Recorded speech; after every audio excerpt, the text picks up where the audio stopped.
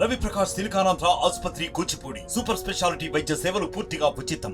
ఒకటి మాత్రం, కాంగ్రెస్ అనేది కష్టాలు తెచ్చే పార్టీ, కాంగ్రెస్ అనేది కాలికుండల పార్టీ. కాంగ్రెస్ వచ్చింది, బోర్లు ఎండిపోయినాయి, పొలాలు ఎండిపోయినాయి, కరువు వచ్చింది. కాంగ్రెస్ వచ్చింది, కరప్షన్ పెరిగింది.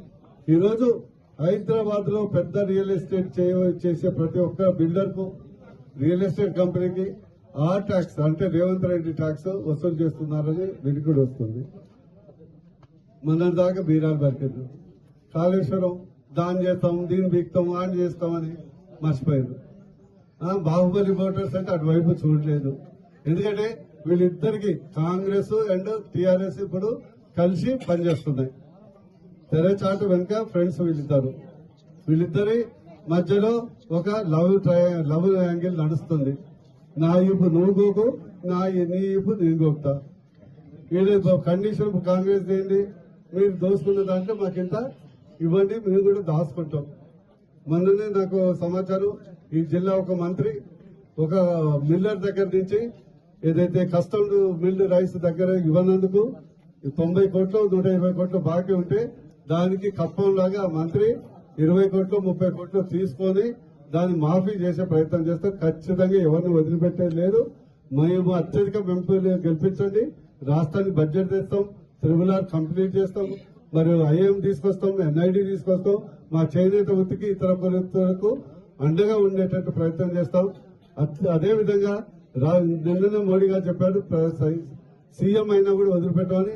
ఈ రోజు ఈ అవినీతి దారులు ఎవరైతే ఉన్నారో, ఈ 3 నెలల్లో 3 సంవత్సరాలు అవినీతి చేస్తున్నారో వాళ్ళని కూడా వదిలిపెట్టమని నేతన్నల కోస తీరని బాధ.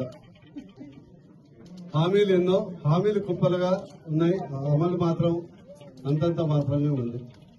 ఈరోజు చేనేత వృత్తి మన భారతదేశానికి ఒక ప్రత్యేకమైనటువంటి గుర్తింపు తెచ్చింది.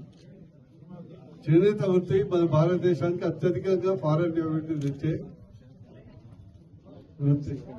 కానీ రాష్ట్ర ప్రభుత్వం గతంలో 10 సంవత్సరాలు బడ్జెట్ లేదు, సొసైటీ ఎన్నికలు లేవు. ఏదైతే హ్యాండ్లూమ్ బోర్డు, పవర్లూమ్ బోర్డు అన్నారో అది గాలి వదిలేశారు. ఇన్సూరెన్స్ స్కీము నేతన్న బీమా అన్నారు, అదే వదిలిపోయి, అది కూడా ఎన్నికల ముందే చెప్పారు. టెస్కో ద్వారా కొనిపించేది బంద్ చేసేది. వేలాది కొద్ది మొగ్గాలుంటే వాళ్ళకి జియో ట్యాగింగ్ అనే పేరుతోని కుదించి కొద్ది మొగ్గాలే ఉందని చేసే ప్రయత్నం చేశారు.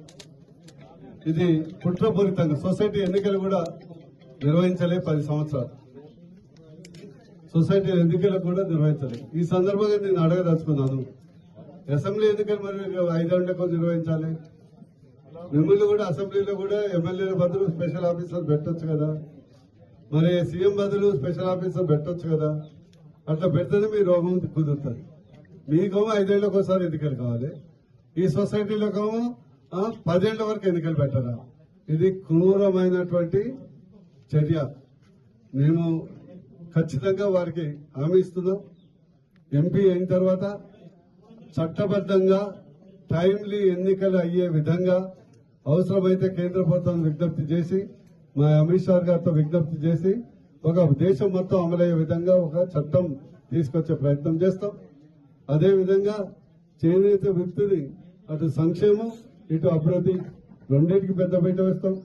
అదేవిధంగా మన నా యొక్క కళ, యాదాద్రిలో ఒక చేనేత బజార్ ప్రభుత్వం ద్వారా ఒక 10 కోట్లు ఇస్తే, 10 ఎకరాలు ఇస్తే 100 కేంద్ర ప్రభుత్వం నుంచి అర్బన్ హార్ట్ స్కీమ్ కింద, టెక్స్టైల్ హ్యాండీ ఫేర్ స్కీమ్ కింద ఫండ్స్ తీసుకొచ్చి, ఎందుకంటే భక్తులు దాదాపు రోజుకు 30 నుంచి 50 వేలు వస్తారు కాబట్టి చేనేత బజార్ కూడా, తెలంగాణ చేనేత బజార్ కూడా అక్కడ నిర్మించే ప్రయత్నం చేస్తాం.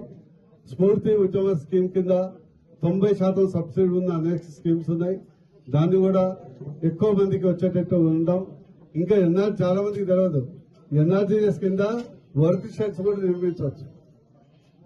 NRGS స్కీమ్స్ కింద వర్క్ షెడ్స్ కూడా నిర్మించవచ్చు. కానీ ఈ ప్రభుత్వం గతంలో 10 సంవత్సరాలు కానీ ఇప్పటి ప్రభుత్వం కానీ నిర్మించే దశ లేదు. మేము అవసరమైతే కేంద్రం మీద ఒత్తిడి తెచ్చి ఒక పర్సంటేజ్ ఆఫ్ ద వర్క్స్ ఈ యొక్క వ్యూవర్స్ వర్క్ షాట్ కు పెట్టే విధంగా ప్రయత్నం చేస్తాం. అదే విధంగా వ్యూవర్స్ కు ప్రత్యేక బీమా కూడా కల్పించే ఆరోగ్య బీమా ఇప్పుడు ఎట్లాగా ఆయుష్మాన్ భారత్ 5 లక్షలు ఉంది, ప్రమాద బీమా. మరిన్ని వీడియోస్ కోసం ఛానల్ ని సబ్స్క్రైబ్ చేయండి, లేటెస్ట్ అప్డేట్స్ కోసం వాట్సాప్ ఛానల్ ని ఫాలో చేయండి అండ్ లింక్ డిస్క్రిప్షన్ లో ఉంది.